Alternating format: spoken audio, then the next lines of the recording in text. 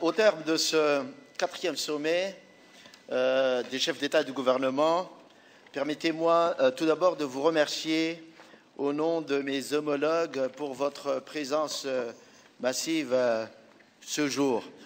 Il me plaît de vous annoncer à la presse que ce sommet s'est déroulé dans une ambiance fraternelle, constructive.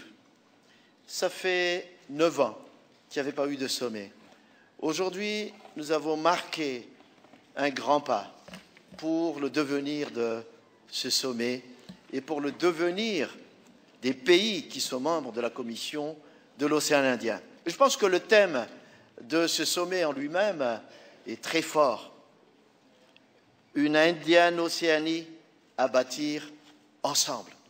Nous avons des intérêts communs.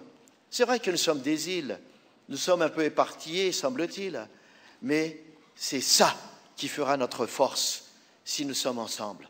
Donc moi, j'avais exhorté les uns et les autres à être ensemble, à nous unir pour faire face à des menaces, mais pour faire face aussi aux défis de notre développement et de notre croissance. Il y a beaucoup de projets, beaucoup de défis qui ont été mentionnés et sur lesquels nous avons pris des décisions. On a parlé tout à l'heure de connectivité, on a parlé de sécurité, on a parlé de sécurité tout court, mais de sécurité alimentaire aussi.